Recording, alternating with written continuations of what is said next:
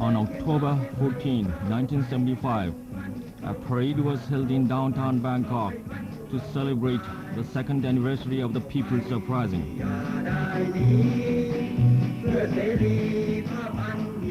On the same day, 2 years before, 200,000 students and workers filled this Rajadamnoon Plaza to demand the promulgation of a new constitution and the immediate release of 13 movement leaders who had been arrested.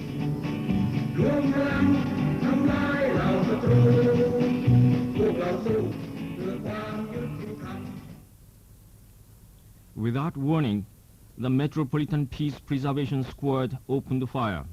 Several dozen young people who were in the front rows of the demonstration were shot down.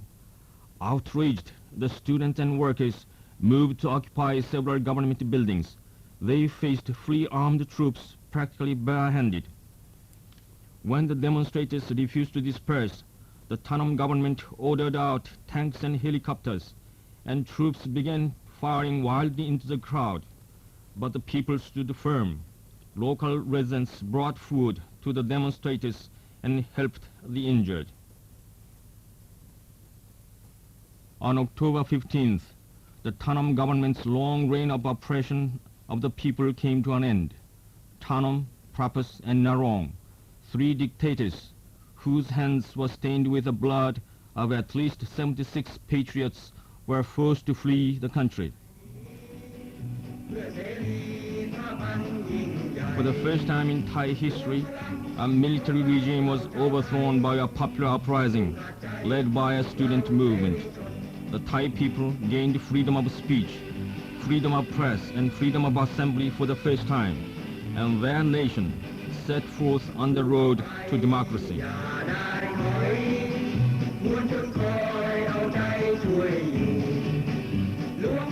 The young people who sacrificed their lives in the uprising won the deep respect of the Thai people.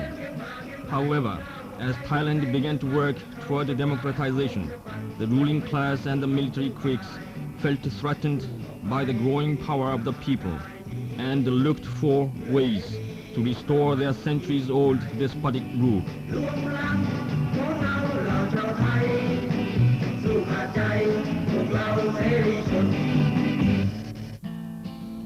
The October 14th uprising had a great impact on every social class, but especially on the most oppressed.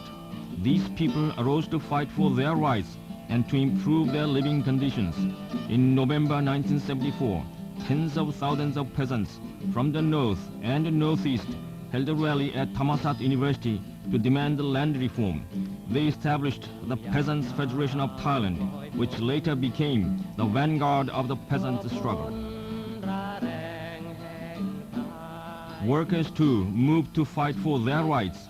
In June 1974, Bangkok area textile workers held a week-long rally to demand a raise in the minimum wage. They won their demand. The workers' struggle reached a peak in the following year.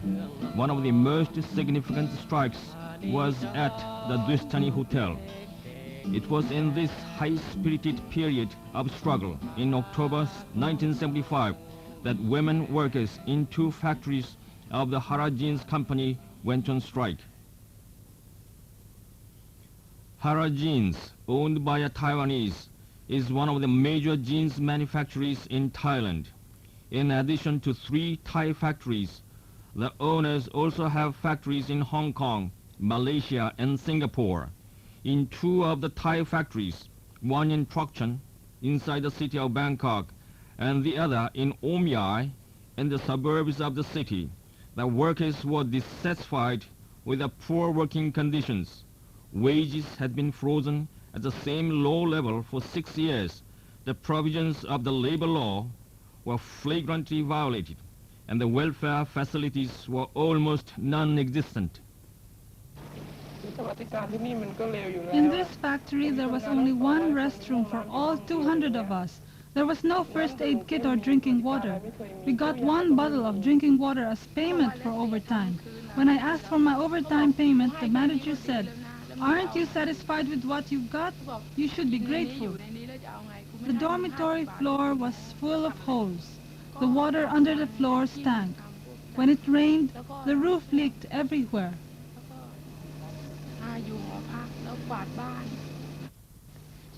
My name is Bundiwan, Where are you from? Patimpli province, How long did you go to school? up to 4th grade of primary school. I've been working for 3 or 4 years. How old are you now? 15? You started working at the age of 12? That's right. But the labor law says children under 15 aren't supposed to work. Didn't the inspectors find out about you when they visited the factory? When the labor department officers came, the manager sent us to the restroom. What was your salary? I started at 250 bahts a month. Later it was changed to 13 bahts a day.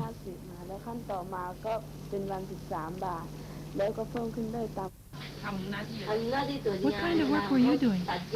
My job was to carry the things from the sewing machines and check them. The bundles of the jeans were especially heavy. I was either standing or walking all day from 9 o'clock in the morning till evening. At the end of a day's work, after standing all day, I was so exhausted I could hardly face the walk home. The manager didn't allow us to sit down. He said if we sat down, we'd get lazy. When I did sit down after work, it made me feel dizzy. The workers were divided into 3 groups. Some were paid by the month, some by the day, and others worked on a piece rate basis. On the piece rate basis, workers could earn a little bit more if they drove themselves to keep at their work long enough and hard enough. We worked so hard that we didn't even have a chance to talk to each other. We couldn't take our minds off of our work. It was only after we started the strike that we got to know each other. Before the strike, those on the piece rate basis competed with each other to get work. All we thought about was finishing our own piece of work as quickly as possible to earn more money than the others. Did the workers ever fight among themselves to get work? Yes, of course. That was the system. We had to get the work first to make the most money. When I got my finger caught in the sewing machine, they told me to take care of the wound myself. They said, "Why don't you put some machine oil on it?" And if a needle broke, we had to pay for a new one. Needles usually cost 3 bahts and 50 satang, but they wouldn't accept one from an ordinary store. Instead, they deducted 7 bahts from our salary to pay for it. The management began to allocate more and more work to the Almyai factory, where the majority of the workers were paid by the day. The Trokchan workers, who are mostly paid on the piece rate basis, suffered. When they complained, however, the management sent men to beat them up. At the Almyai factory, meanwhile, 5 workers presented demands to the management, which included a modest 5 baht pay raise. The 5 were fired. This triggered the Almyai workers to strike on October 3rd. At this point, the long-exploited workers at the Trokchan factory united and joined the Almyai struggle. At first, the management promised to accept the workers' demands, but later it broke its word and fired Cho Kyeng, the leader of the Trokchan struggle. This was like pouring oil over flames, for the workers at both factories then united in a single struggle, and the Trokchan workers moved in and occupied the factory. After we occupied the factory, we collected 5 bahts from everybody for food. We made paper bags and went out to sell cookies to raise money. We somehow managed to keep ourselves going inside the factory, but we weren't making any income to support our families. For meals, we had vegetable curry rice without meat or fish. The management had hired a lawyer to negotiate with us, but the lawyer tried to prolong the case so that he can get more money from the management. That case ended up with the management cheated by the lawyer. Besides that, The management tried to harass us by making up rumors, such as in my case because I was married. They said that I received money from the owner. For the young workers, they said that some got pregnant during the strike and so on. They also tried to split us by offering a promotion with higher payment for 25 to 40 bahts and have the workers swear in front of the Buddha not to join us. We also found that the management had sent bribes to the police. Here is the evidence. The workers' struggle was not easy. On October 22nd, the management announced a temporary closing of the Omyai factory and paid what it claimed at first were advance wages to the Omyai workers. Later, however, it insisted that this was severance pay. All the workers were summarily fired. But the 80 workers who had occupied the Trokchan factory were determined to keep fighting. Our demands are the following. Reinstatement of our representatives. Provision of uniforms twice a year. Lunches for commuting workers and 3 meals a day for live-in workers. Payment of family allowances. An annual bonus at Chinese New Year. A pay raise at least once a year. Simultaneous payment of salaries and piecemeal fees without delay. Leaves when necessary. Basic improvement in the factory's welfare facilities. Guarantees that workers who join the strike will not be punished. As you see, these are all modest demands.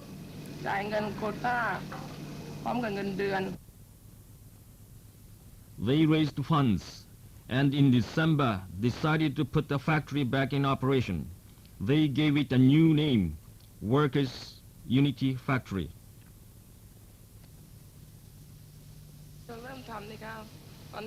Today, we start production by ourselves. We've already sold stock to 300 people and we have about 8,000 bahts. We had to buy our equipment, tools and cloth from retail stores, so we had to pay more than the management used to pay for the same items. But even so, we're going to be able to sell our products cheaper than before. All our profits will go into operating expenses and wages distributed in proportion to hours worked.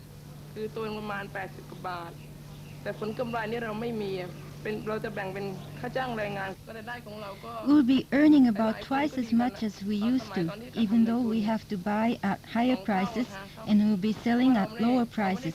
We can do this because we are not exploiting anyone, not our co-workers and not our customers.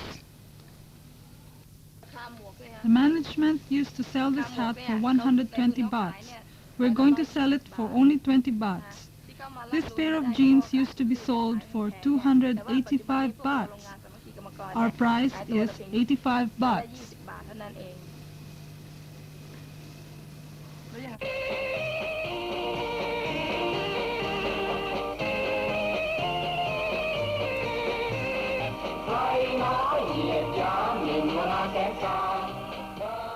What was once grueling labor is now a source of pleasure for these workers.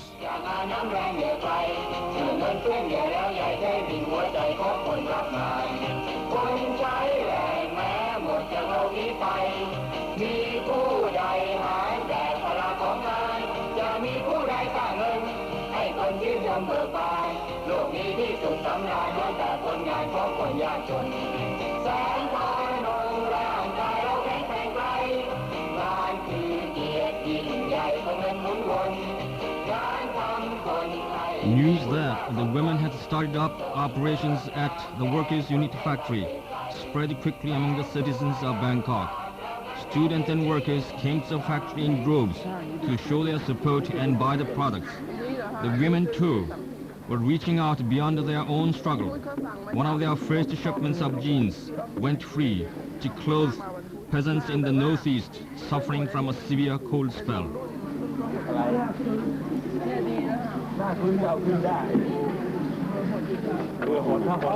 แล้วมันยังลากอยู่ก็เอาขึ้นนี่โง่อีก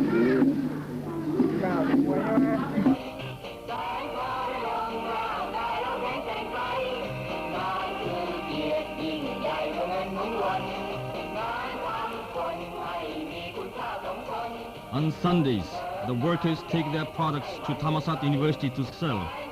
At half the regular market prices, they are sold off in no time.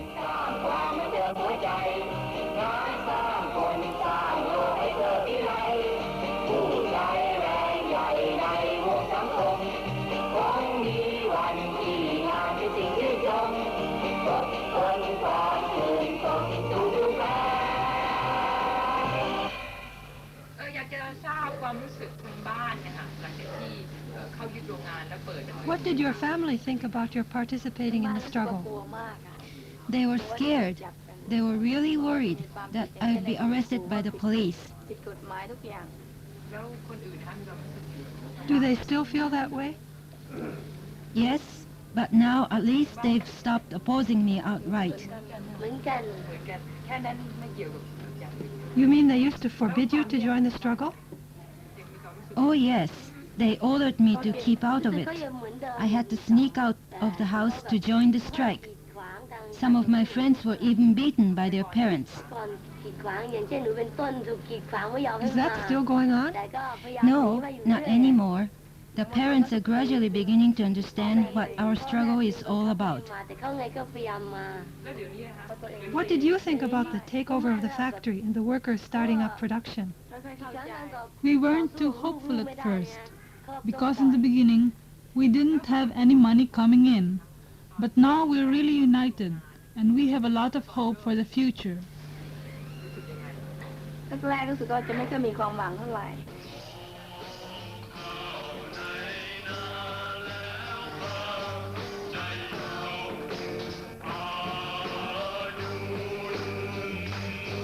Groups of students visit the factory to play music for the workers and encourage them.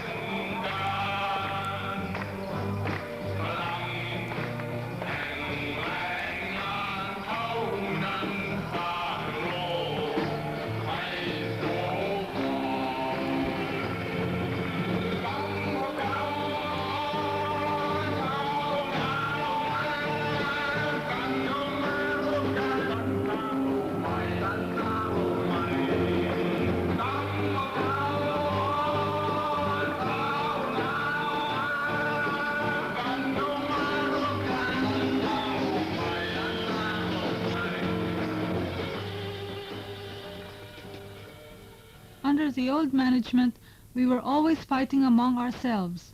They set things up so each one only thought of her own individual gain, so that we'd remain isolated and couldn't unite. We work very hard now, but we are happy and we feel secure. We are a lot closer to each other than we used to be, and we don't make as many mistakes. For the first time in their lives, these women knew the joy of working and struggling with co-workers.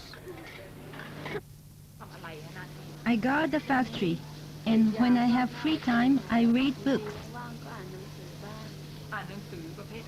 What kind of books? Books and newspapers about politics.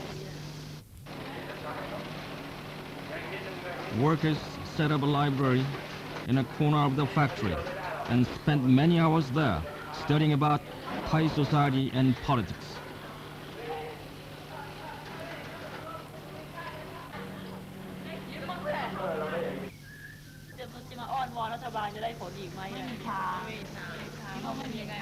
How about presenting our demands to the government? I don't think the government can solve anything.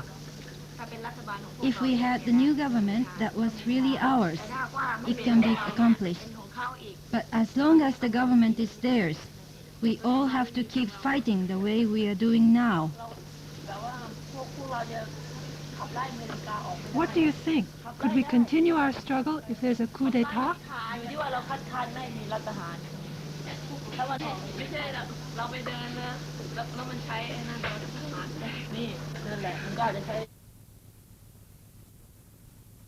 The workers made it a rule to take turns to guard the factory at night.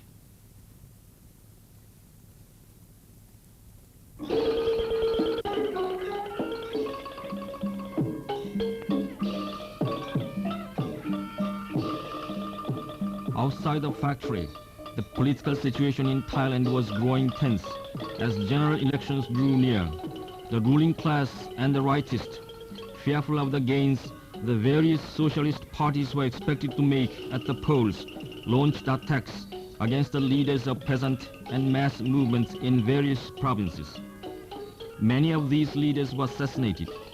On February 28, Dr. Bunsanong Bunyom Thayang, Secretary General of the Socialist Party of Thailand, was shot down in cold blood. The criminal is still at large.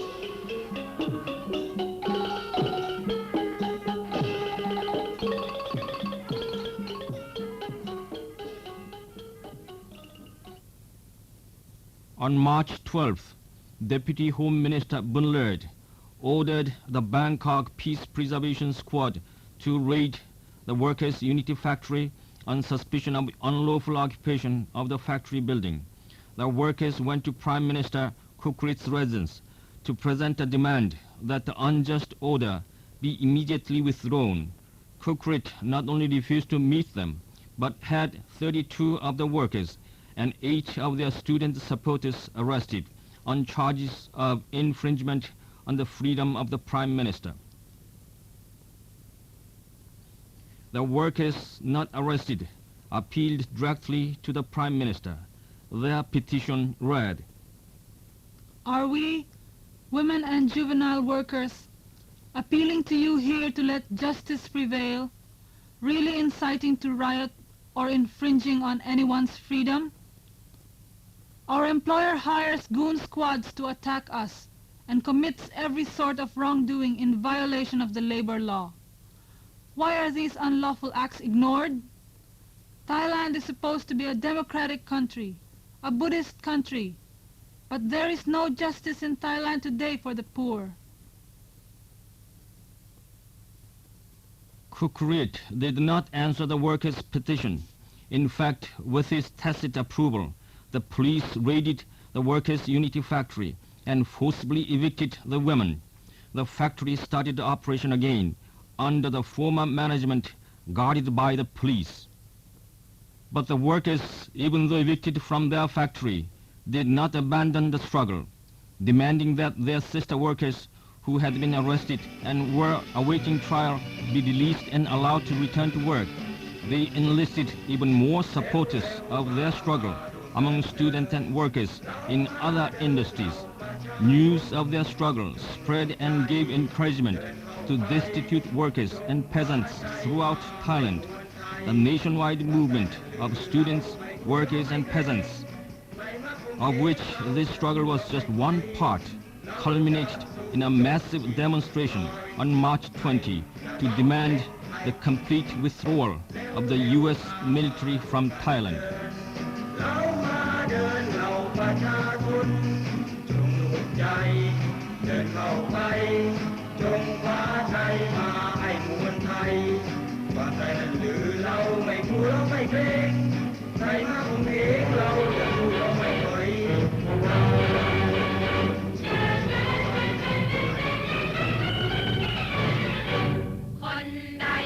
Meanwhile, socialism was developing in the liberated countries just beyond Thailand's borders. This, coupled with the rapidly growing popular movement within Thailand, created a sense of imminent crisis among the ruling class and the military cliques. They launched an all-out anti-communist campaign. They bombarded radio and TV audiences with a song about traitors who sell out their country, and they tried to incite chauvinism among the people with scare stories portraying Vietnam refugees as communist infiltrators. On August 15, the ruling class and the military decided to test the ground for a coup d'etat. They brought former dictator Prapas back from Taiwan, where he had been forced to seek asylum in the wake of the student uprising of 1973. After carefully measuring the intensity of people's opposition, they gave in to the demand that Prapas again be deported.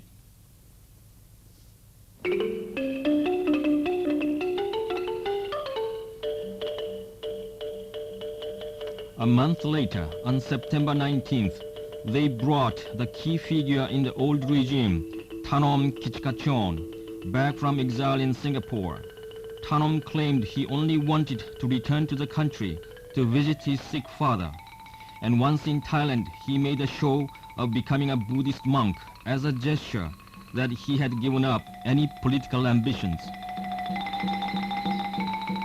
But these maneuvers fooled no one. The students and later the Council of Labor Unions of Thailand demanded that the Seni government arrest Thanom and punish him for his crimes against the people.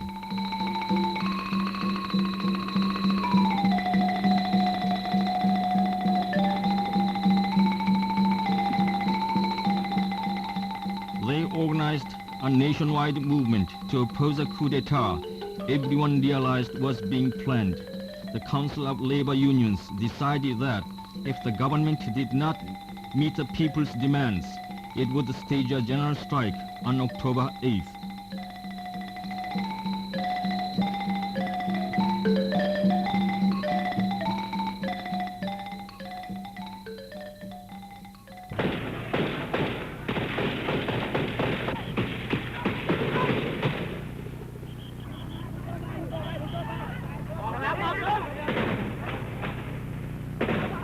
On the morning of October 6th, the ruling class and the military made its move.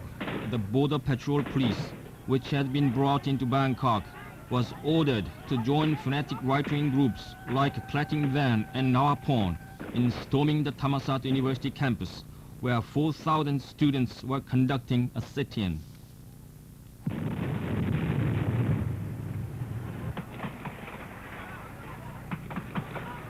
Two days earlier, students had staged a satirical skit on the campus in which a worker was portrayed being killed and hung from a tree by the police. The right-wing charged that the student who played a part of the worker resembled the crown prince and that this was a deliberate insult to the royal family. They played on the Thai people's special feelings of respect for the royal family in an attempt to turn them against the students who had been national heroes just 3 years before. This was a point at which the military decided to act.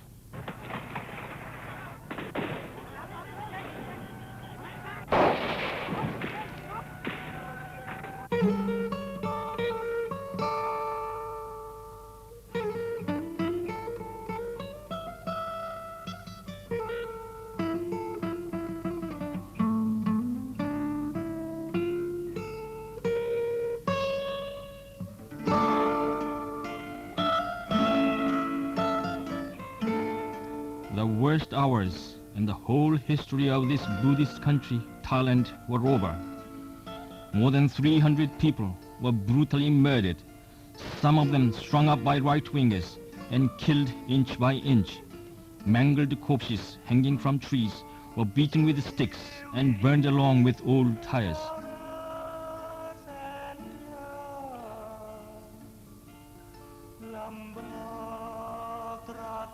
At 7 o'clock that evening, the military gleefully announced over television the successful conclusion of a coup d'etat.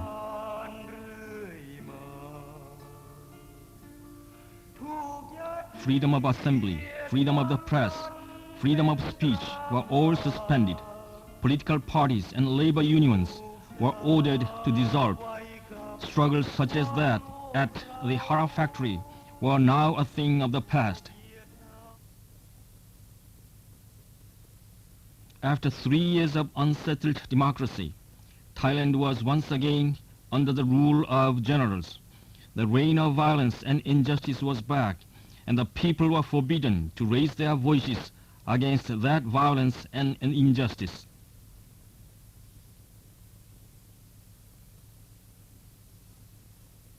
Is a Thailand after October 1976 the same as a Thailand before October 1973? No, definitely not.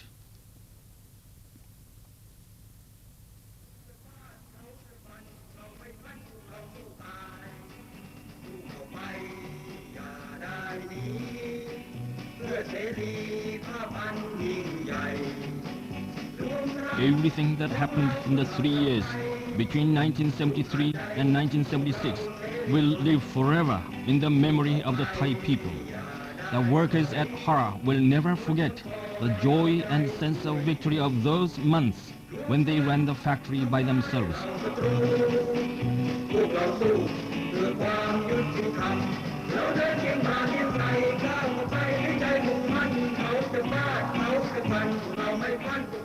The people of Thailand will never forget who exploited them and made them suffer until they had to fight back.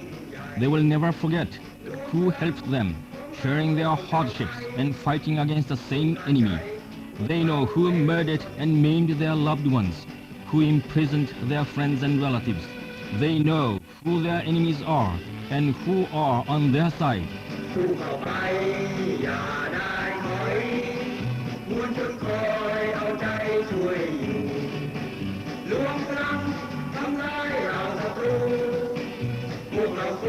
They will never forget. No measures, no matter how severe, no violence, no matter how brutal, can erase these memories or bring their minds under control. The Thai people will rise up again and take their destiny back in their own hands.